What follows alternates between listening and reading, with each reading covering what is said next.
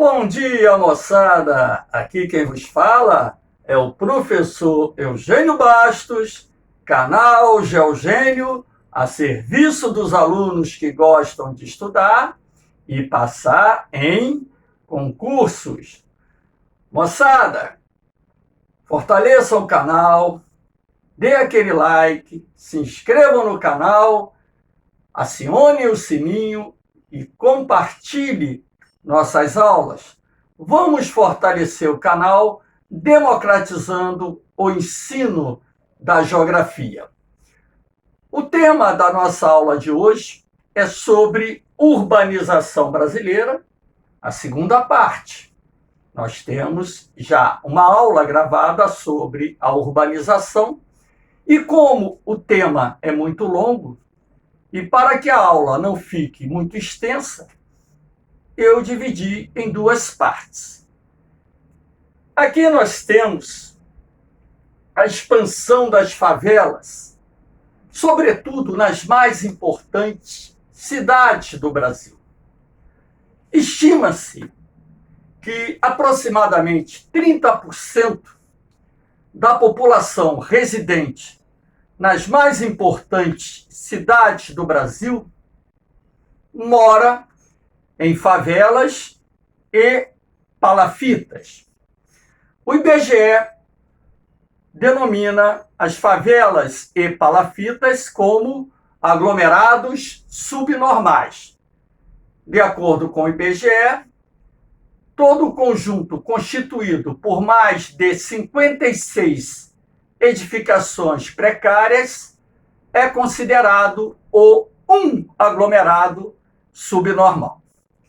Professor, mas por que tanta gente mora em favelas? Nós temos que relacionar alguns fatores responsáveis por isso. Em primeiro lugar, o baixo poder aquisitivo de uma parcela muito grande da população que reside nas cidades.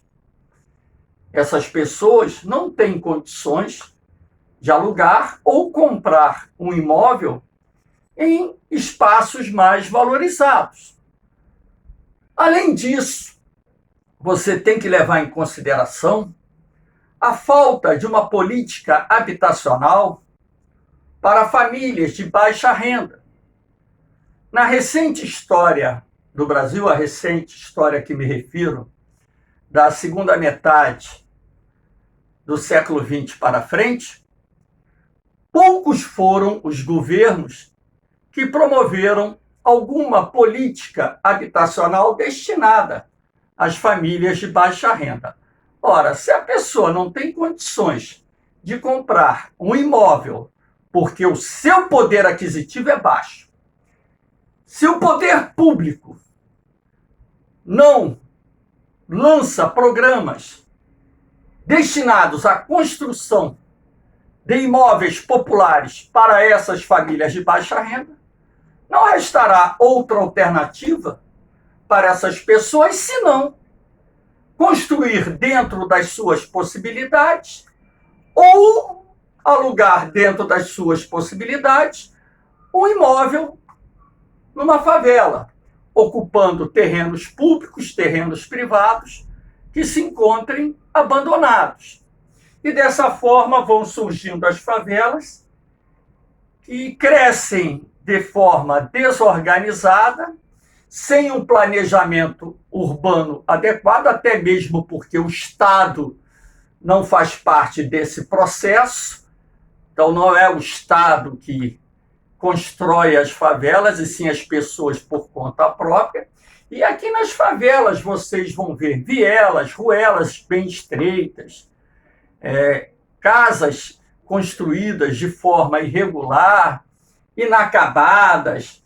Enfim, é uma parte da cidade que nós chamamos de cidade informal. Além disso, você tem o êxodo rural, que traz para as cidades, trouxe e continua trazendo para as cidades, trabalhadores do campo, muitos dos quais não têm outra opção senão viver em comunidades carentes, favelas, palafitas. Você tem o desemprego, que também empurra pessoas empobrecidas para essas áreas de favelas. Você tem a questão da especulação imobiliária, que desloca famílias de menor poder aquisitivo para essas áreas marginais, periféricas ou para as encostas dos morros, no caso das cidades que possuem esse tipo de forma de relevo, e assim vai. As cidades, elas têm favelas que crescem horizontalmente, e quando não há mais espaço para o crescimento horizontal, essas favelas começam a passar por um processo de verticalização. Nos últimos 30 anos, o processo de verticalização das favelas avançou muito nas principais cidades do país. É o chamado puxadinho vertical, como também tem o puxadinho horizontal.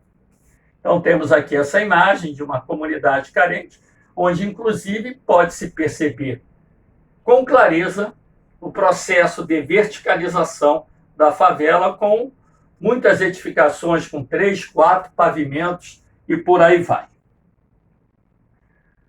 Aqui nós temos a questão da violência urbana, que é um problema comum nas cidades brasileiras. A violência aqui no Brasil atinge um patamar muito alto. Por ano, morrem mais de 60 mil brasileiros vítimas da violência.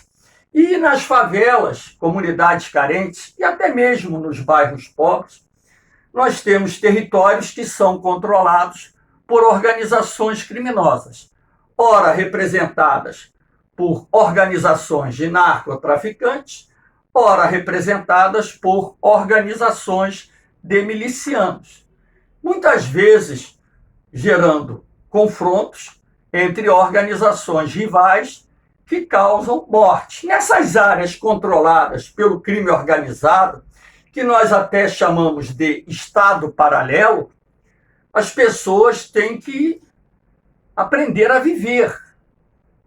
Não podem falar, denunciar, enfim, elas têm que ser cegas enxergando, surdas escutando, mudas falando, para que possam sobreviver essas áreas controladas por organizações criminosas. Como eu disse no vídeo anterior, aqui na cidade do Rio de Janeiro, nós temos 60% das áreas hoje controladas pelo Estado paralelo, que impõe ali suas próprias leis.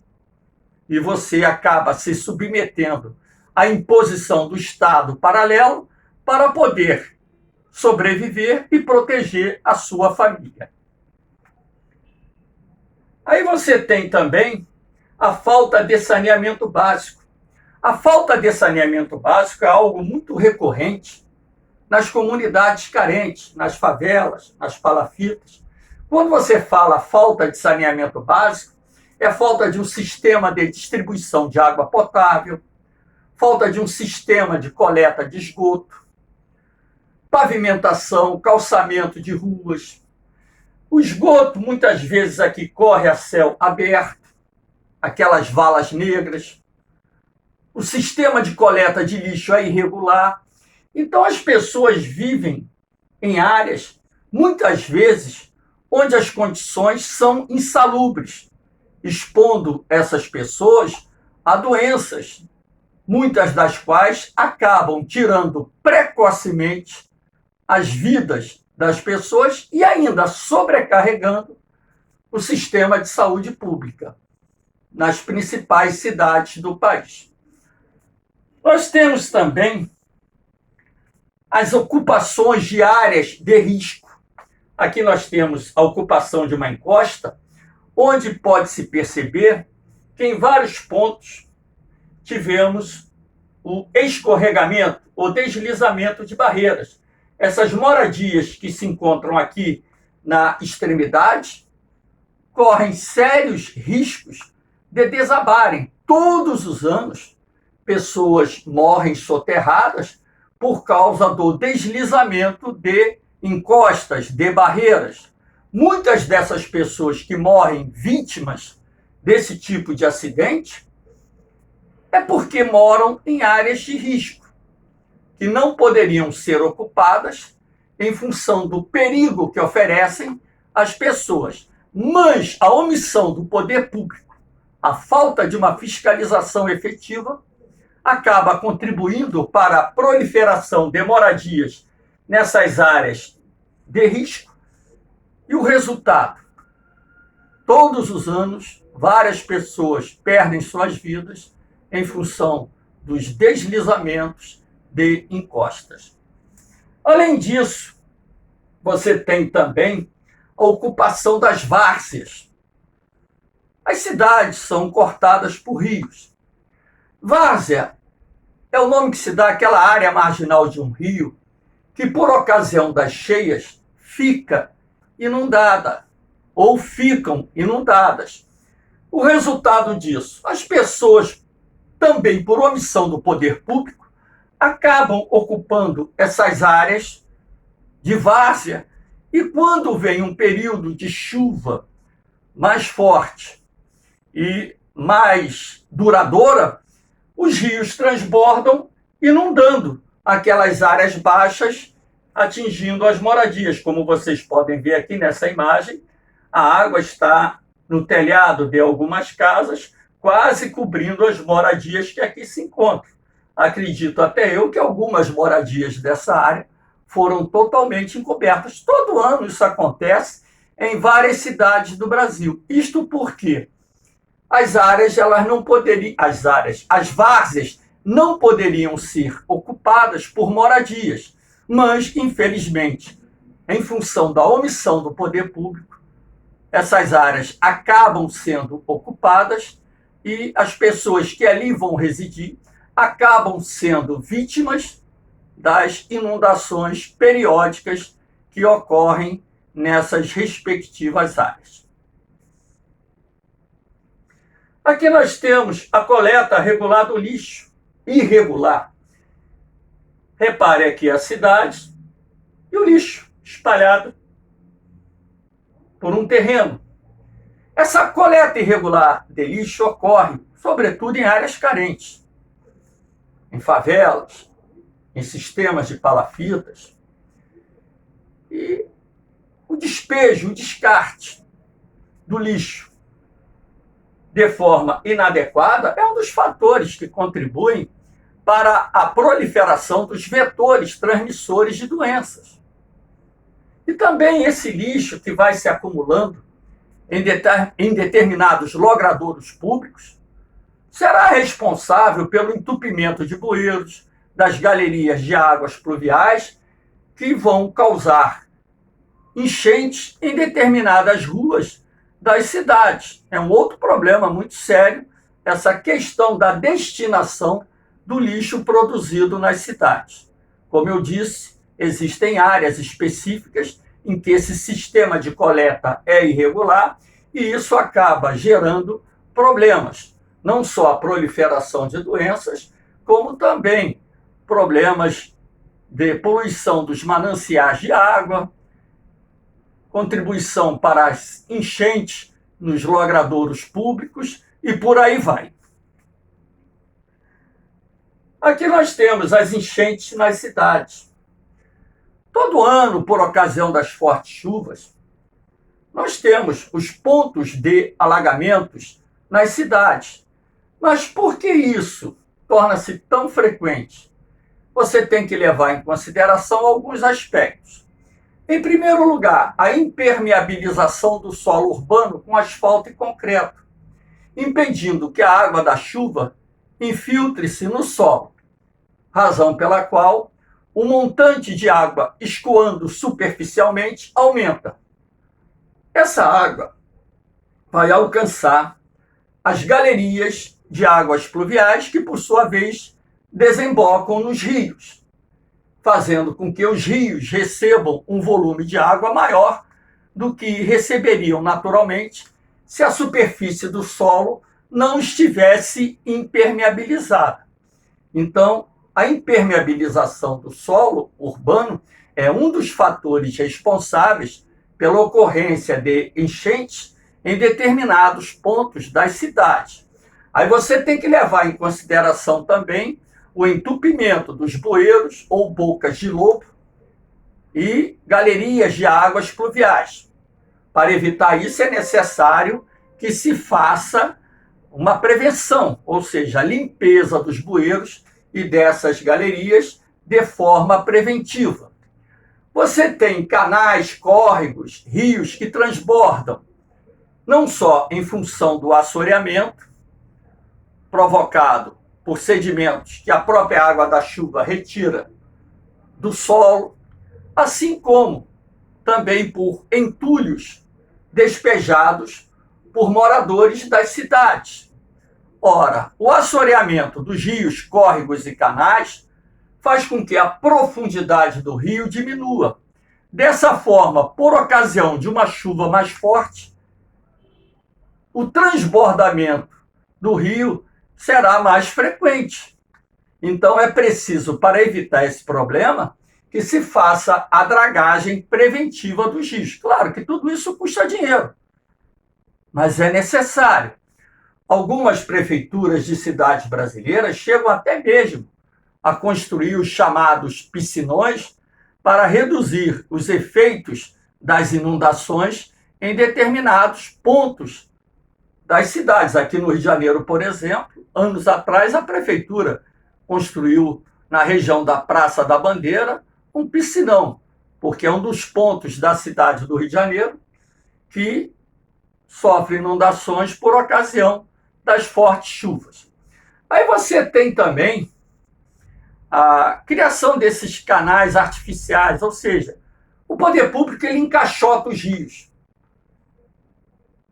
Então, ele constrói os canais no leito do rio, coloca aquela parede de concreto, aquele fundo de concreto, e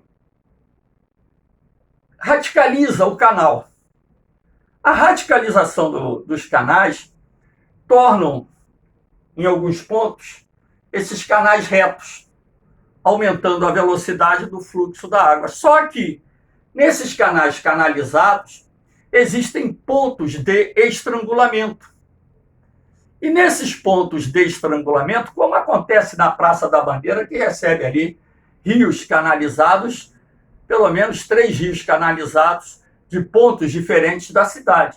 Então, ali você tem um estrangulamento que reduz a vazão da água, permitindo, assim, o transbordamento mais comum desses rios por ocasião das chuvas fortes, causando, logicamente, prejuízos, sobretudo para os comerciantes e moradores dessas regiões.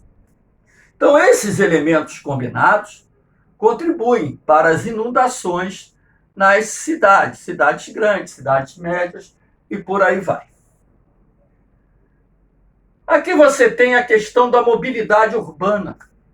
Nas grandes cidades brasileiras, nós temos um problema muito sério, que são os grandes congestionamentos, por falta de um planejamento urbano adequado, não só na questão da implantação das autopistas, que pudessem permitir um maior fluxo de veículos num espaço de tempo mais curto. Então, muitas das nossas cidades têm traçados de ruas estreitos, complexos, que geram a morosidade no trânsito. E esses congestionamentos, que ocorrem sobretudo na hora do rush, aquele período em que há um conjunto maior de pessoas se movimentando, acaba fazendo com que muitos trabalhadores, sobretudo aqueles que residem em áreas distantes dos locais de trabalho, percam muito tempo no deslocamento da casa para o trabalho e do trabalho para a casa.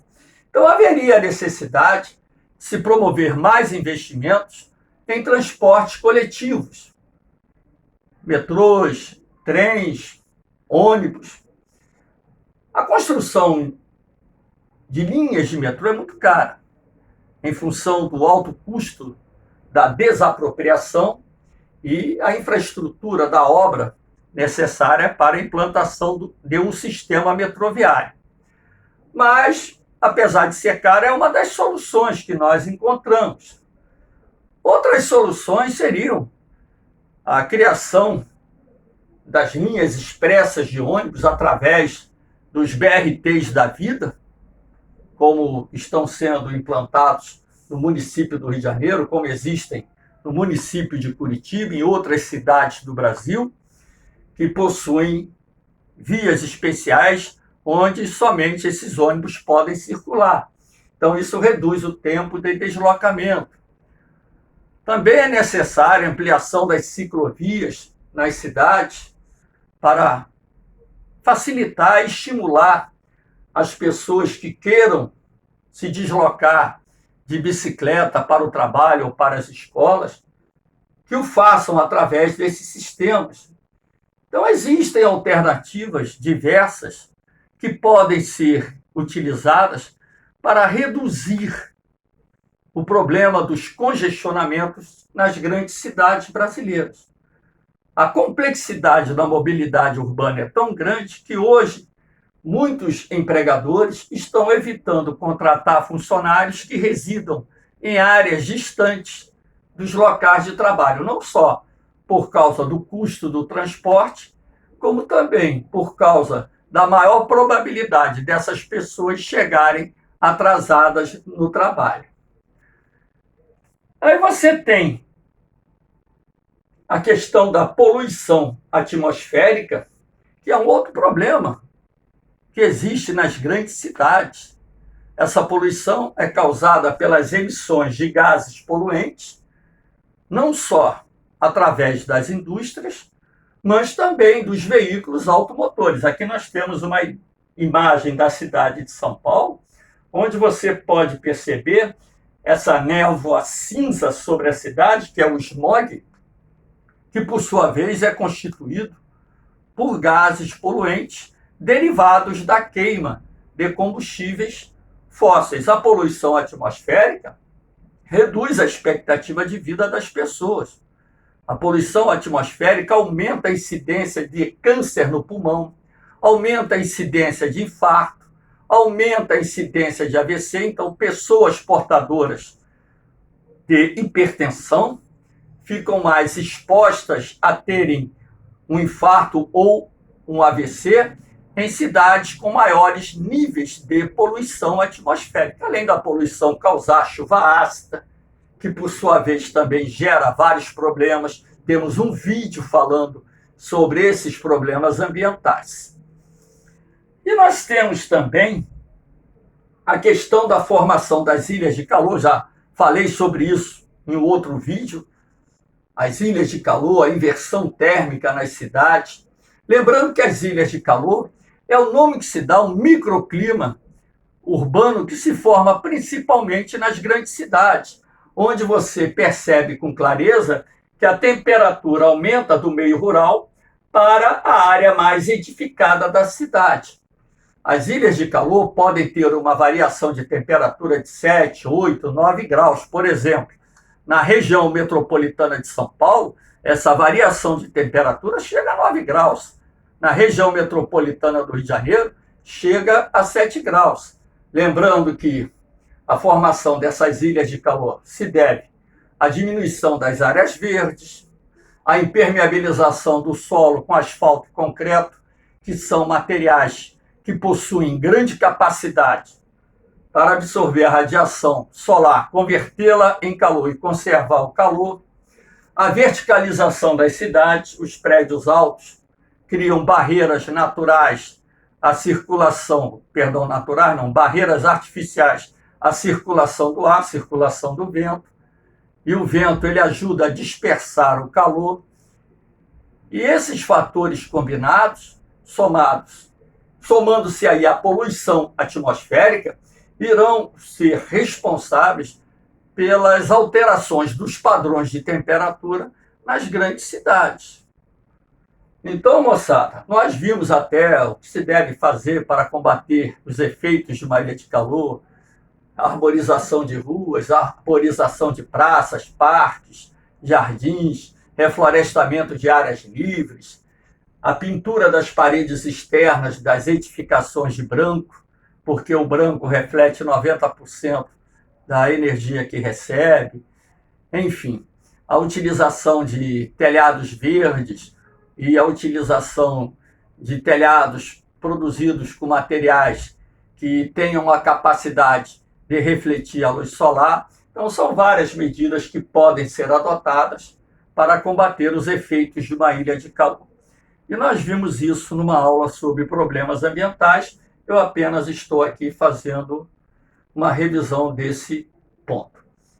Então, moçada, aqui nós encerramos nosso encontro de hoje. Espero que tenham gostado da aula. Dê aquela forcinha, compartilhe o canal, se inscrevam no canal, compartilhem o nosso vídeo, né? O canal, nosso vídeo. Se inscrevam no canal, acessem o sininho, porque o canal Geogênio tem um objetivo: a democratização do ensino e preparar os alunos que querem passar em concurso. O canal Geogênio a serviço dos alunos que gostam de estudar e passar em concurso. Eu vou, mas volto. Um forte abraço. Fiquem com Deus no coração. Fui!